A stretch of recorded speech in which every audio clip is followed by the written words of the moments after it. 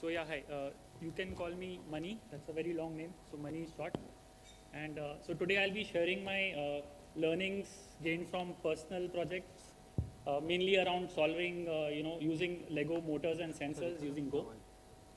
So today we'll firstly quickly have a look of the history of the Lego robotics kits, and then we'll see how you can use Go to control the motors and sensors. And then to the second part of the talk, considering the example of solving the Rubik's Cube on devices with different CPU architectures, we'll get to learn some fundamental Go concepts like cross-compilation and abstractions. We'll get into more details. So the Lego robotics kits have been around since the late 90s. The first one I bought and used was this NXT kit, which was in the mid 2000s. And this one, as you see, this is the control brick. So this is like the CPU, and then it has got ports where you attach the motors and sensors, and then you could control it using scratch programming. It had a lot of limitations related with the CPU and the memory, which was in KBs. So, and also the connectivity wasn't great. Connectivity options were limited. Then came the EV3, which is this particular device over here. This had, improvements on the CPU, the memory as well, and it also connectivity options are better, including Wi-Fi through a dongle, which I've done here. Must be noted that late last year, folks in Lego, they announced that Mindstorms they would be stopping, and they would be going with the education kits, right? Go support for those kits, I haven't seen them yet. The CPU architecture also I'm yet to see, what it will take to port it to Go.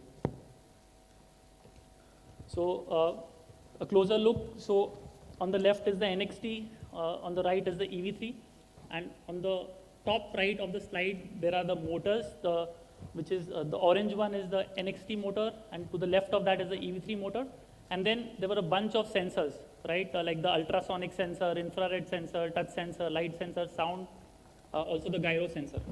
And this cable you see on the leftmost, like a telephone jack, that's what was used to connect these sensors and motors to the intelligent bricks of Lego. Now, as we discussed, CPU and memory limitations were there. So if you wanted to use something like Go CV, right, which is, you couldn't do it, right? So to work around this, that was one major limitation of the default Lego bricks. And the other one was the programming language choice. The NXT, you could only program using Scratch. You could replace the firmware, and then use C, but that was risky. EV3 had better programming options, Scratch, C, and Python. However, the other languages were missing. So as I said, to get around the CPU and hardware restrictions, manufacturers came out with devices. So Dexter Industries, who also are the creators of GroovePi, they first came out with this device, BrickPi, and basically they offered similar ports to connect the motors and sensors. And the BrickPi kit was actually mounted on top of a Raspberry Pi. So you got the compute and hardware power of a Raspberry Pi to control the Lego motors and sensors. Okay, and the last device which came out was this PiStorm, which is on the bottom there. BrickPi is on the top, and BrickPi has this Pi camera module also attached. The PiStorm, it had several advantages over the BrickPi. Mainly it had a screen, so you can directly see the IP address. And as Prathamesh was looking, for the BrickPi you have to do a nmap and see, okay, what IP address it got, and then connect from your machine. And also it has a built-in Wi-Fi, and it's sleeker. Okay. You can then use Lego Mindstorms or Technic pieces to create the robot of your choice. Okay. Language support. So somewhere in 2013, this community released a Debian-based operating system called EV3. What that provided was a file system-based interface to connect to the motors and sensors, right? And as soon as this was available, the language support started pouring in. So first there was Java, C++, and then a bit later we had Go support also coming in. Because it was just a file system-based interface, the SDKs were easy to build. I've shared the links of EV3 dev and also the EV3 Go. yeah, I've contributed to the EV3 Go BrickPy as well. With that, let's move on to our first demo. Okay, so this is actually on the left is I'm doing a watch of LS, and on the right I'm going to run the script. To save time, I'm not going to type, but this is all happening live. We have experienced some issues with SCP speed. If it takes too long, I might, for some parts, I might switch. If the organizers tell me that no, I'll show you a recording instead, but I would like to go through the live session. So we first create this simple Hello World program, which prints Hello GopherCon India 2023. We build it locally to create a file HW, which stands for Hello World. Okay, so you'll see that Hello World file coming up on the left, and then we run it locally, right? So when you run it locally, you would expect that it will print Hello GopherCon India. Next, let's copy this file over to the BrickPy, this particular device. So we'll do a SCP. Hopefully it will be not too slow. It is quite slow, but I'll tell you what's going to happen. So when I run this on the device, on the BrickPy, will this program execute? No, right? Because as I told you, the EV3 dev is Linux-based operating system, right? And this machine is a Mac M1, which is an ARM-based device, and also the operating system is Darwin, and that's Linux, correct? So you will get an exec format error when we run this code on the BrickPy. They're pretty close to copying, so I think we'll stick to the live demo. Okay, so yeah, that's the cool thing about Go, right? So that you can cross-compile stuff. Okay, so as we expected, it's an exec format error, right? Let's see on my my machine what is the env, and as we discussed, the goose is Darwin, the operating system is Darwin, and if you on the top, the architecture is ARM64. And if I do a LS CPU on the BrickPy device, there it's the operating system is Linux, EV3 dev. And if you look at the architecture, it says a ARM7 device. Okay. Now what is ARM7? What is that version, right? ARM has several versions, 5, 6, 7, right? And it differs on things like is the floating point unit on the CPU itself, correct? And programs compiled for one don't necessarily work on the other, right? So how do we fix this issue? So it's super simple with Go. We export these environment variables. Goose is pronounced as Goose, is Linux, Gorge, which is the architecture is ARM. And then for ARM version, there is a environment variable called GoARM, which is 7, okay? So we build this and we call that file HWARM7, which is Hello World ARM7. Again, this will take some time, so I'll talk through it. When I run this, what would you expect? It will run this time, correct? And okay, after it runs, what we'll do is we'll run a file command on this particular executable.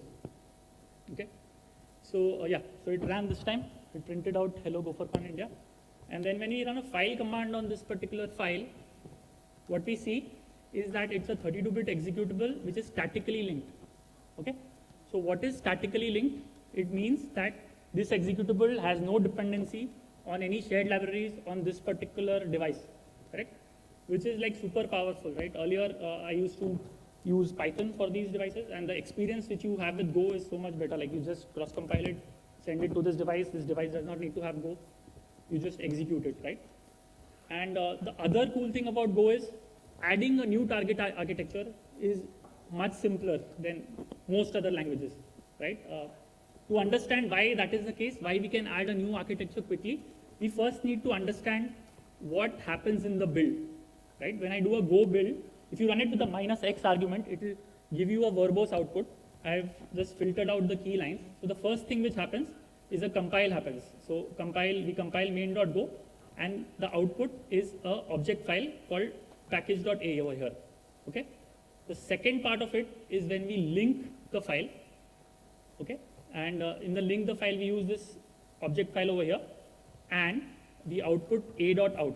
The executable is called a.out. And then in the last part, we move this a.out to whatever name you had provided in the -o option. Okay. So now what is this object file, statically linked, binary? Let's understand the difference quickly. So let's run a Go tool compile, and when we do a Go tool compile, it creates an object file. We are calling this object file main.o, which came up on this left side just now. It's, as you see, the size is about 7,000 bytes, very small, right? Let's link this file, create a statically linked executable called main, and as you see that main is around 2 MB in size, correct? So what do these files have? Why is there a difference in the file? Can I execute the object file directly? So let's run a Go tool object dump on the object file. So the interesting thing is, this is about 50 lines, right? What you see on the right is the assembly code or the machine code for the target machine, right? For which I'm compiling.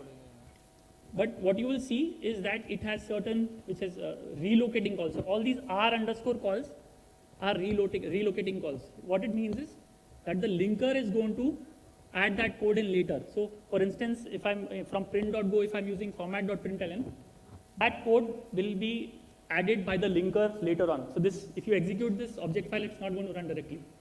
However, if I look at the object dump of the main, like it's a huge thing, right? That's why the size is so big. But there'll be no relocating calls here. Okay? You've got the actual machine code in the statically linked binary. Okay.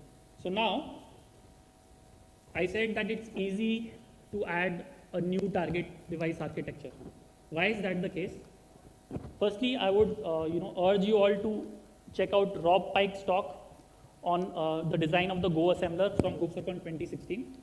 I will cover the key aspects of it. So if you look at the compilation phase, right, you can think of it in two parts. The first part of it takes the source code of the file and it compiles it to a Go specific pseudo assembly, not the target device assembly. It compiles it into a Go format assembly language. All the compiler optimization, etc. take place on this.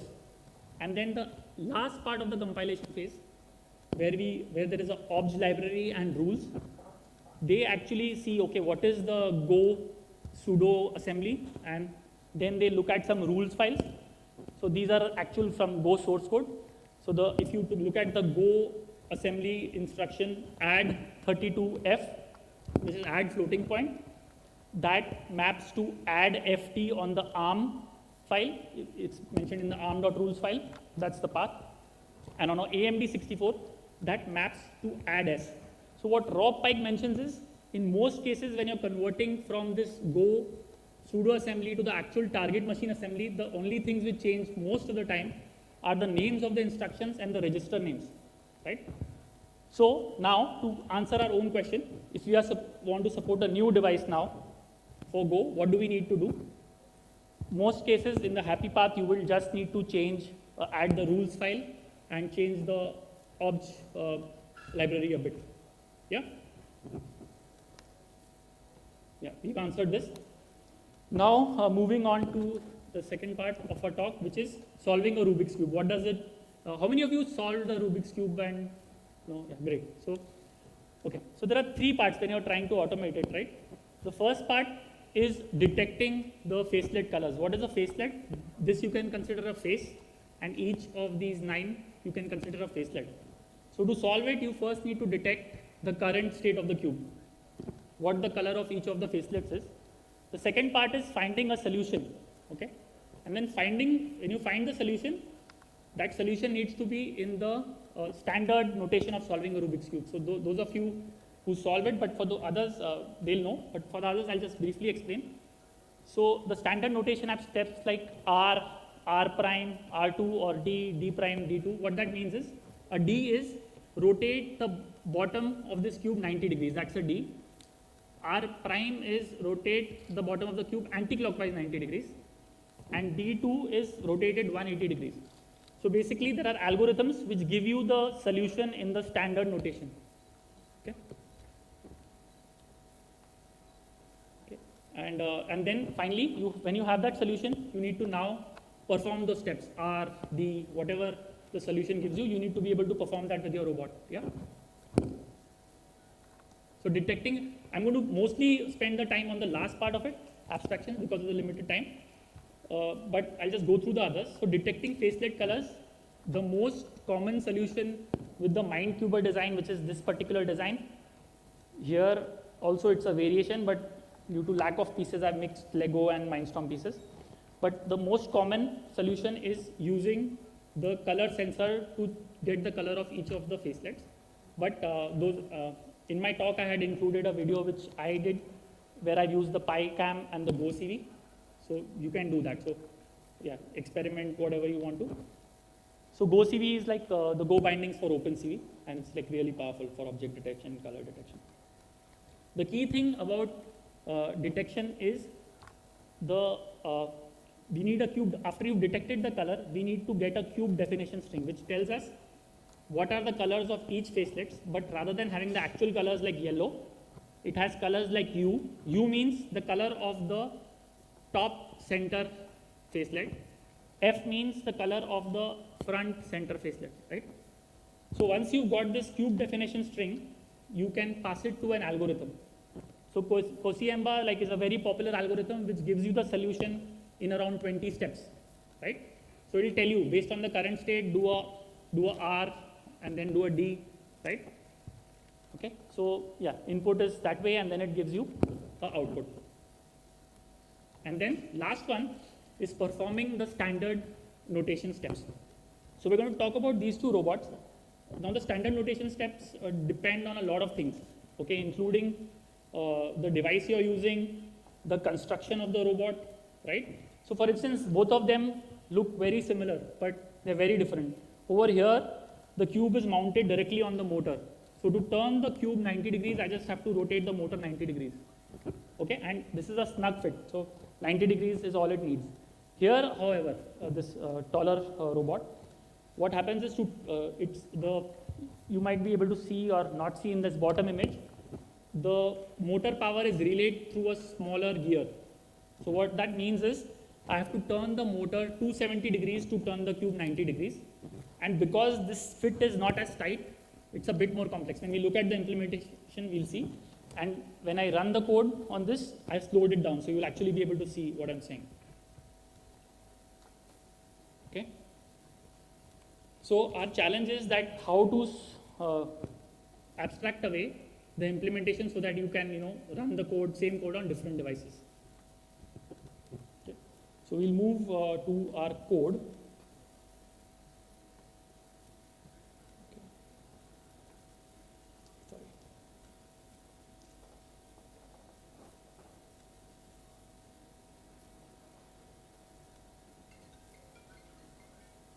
Okay. We'll concentrate. So if you look at the main file over here, okay, we'll come back to this file a bit later, but basically what you're doing is, based on, we are switching the target device, and then if the target device is EV3, I'm getting like a cube turner of that type. If it's a PyStorm, I'm getting a cube turner of that type. What is that cube turner? So if you look at this interface, okay, this interface is basically the standard notation steps. So D is turning the bottom clockwise 90 degrees. So we've defined all these steps. And if I look at the implementation, so first let's look at the implementation of the BrickPy. Okay, so in the BrickPy, the code is visible, right, at the back as well. So yeah, first, like, this is that operation which returns a new BrickPy standard notation turner. But if you look at the implementation of D, right, what I'm doing is basically I'm rotating the motor 90 degrees because the cube is right over the motor. So the implementation is just straightforward.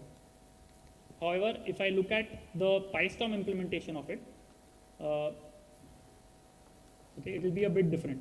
So first of all, yeah, it will have a similar new PyStorm standard notation turner.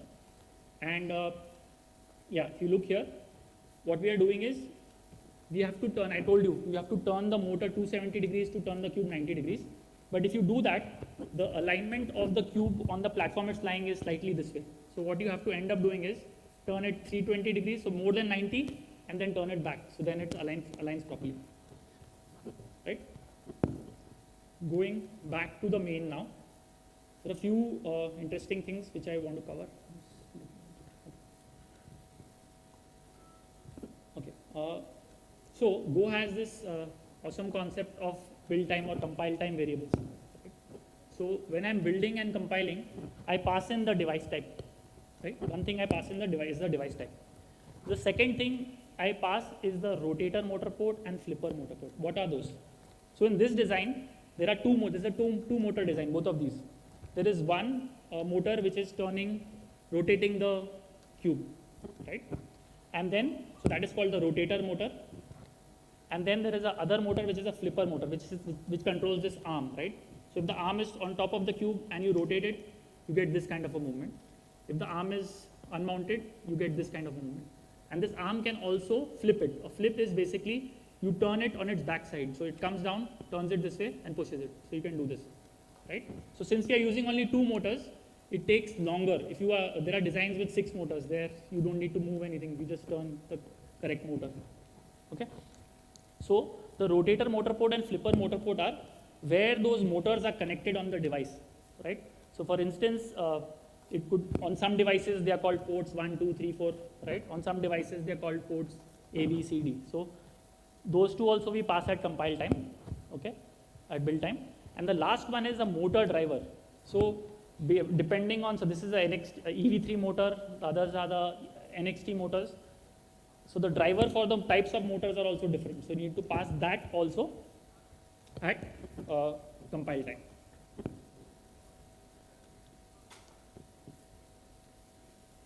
Okay, let's look at the make file. Okay, so we'll run these, and again, Pratnesh, we might face some SCP delays. Okay, so if you look at the build PyStorm, here Goose is Linux, GOTS is ARM, GoARM is 7, right? And then we pass the -LD flags for the target device as PyStorm, rotator motor port 1, flipper motor port 2 over here, and the motor driver is the NXT and main.go. So this target is build PyStorm, deploy PyStorm, SCPs this file over to the PyStorm, and then run PyStorm, actually deploys it, copies it, SCPs it, and then runs it, right? If we look at EV3, the major difference would be that EV3 is a ARM 5, so it will be GoARM 5, and the motor ports will be called A and D this time, okay, and the motor driver will be the EV3 driver instead of the NX3 driver, and then it will have similar commands, deploy EV3 and run EV3, okay.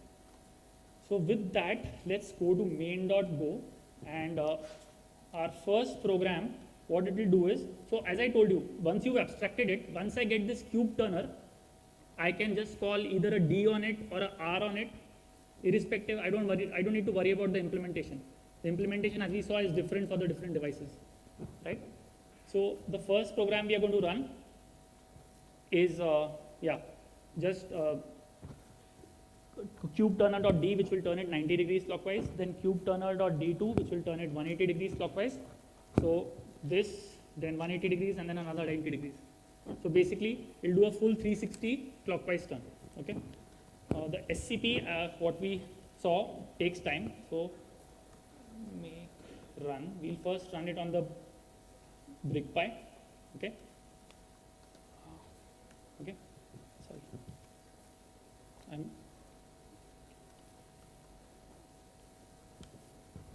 Okay, so as I told you, the SCP will take some time, but then this is the BrickPy. What you should see, here it's full speed. There I will slow things down, but so 90, 180, and then 90, right? And let's run this on the PyStorm now.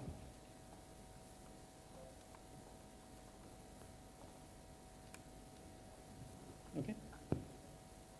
Yeah, so this will take it takes some time, but what you will see is it will turn it a bit more than 90, and then it will come back, right? And then do it again for the D2, and then do it again for D. Okay, we are 90% there. Yeah. So I don't know, it may be too far for most of you, but you saw that, right? Now, okay, let's do one thing.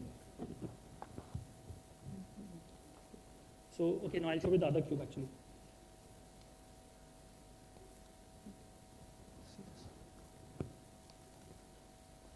Okay, what we want to do now is maybe we'll try and do a more complex step. So now, what we'll do a R, right? So R is turning the right phase 90 degrees. We'll attempt that. Let's see what happens. But since for D the motor was right here, right? So it's easy. Now there is no motor on the right side. So let's see how that works. I hope the demo gods are with me today. So what I'm going to do is I'm going to just do a cubeturner.r. Okay, that's the program now. And I'm going to again maybe run the last one on the PyStorm. So this will again take some time.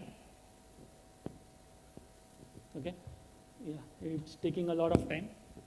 If it takes too much time, what I'll do is I'll SSH onto the machine and I'll show it. But yeah, it will be something like instead of this, I will first turn it, rotate it, flip it, and then it will come to something like this, right? So some more time to go.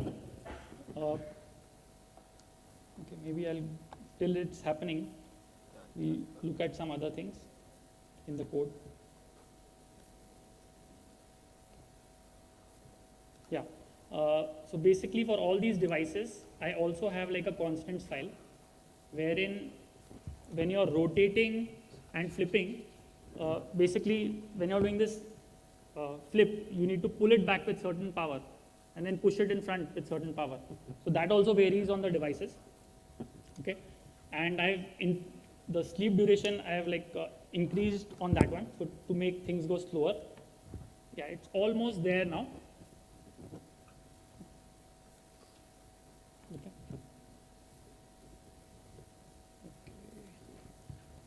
Slides, I'll go till that time. What's there? Okay, so nothing much left after this one.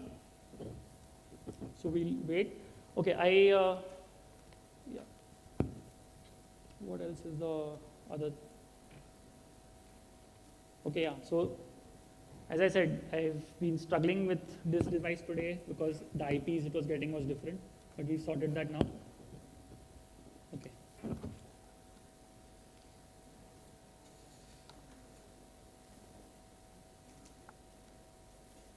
Okay.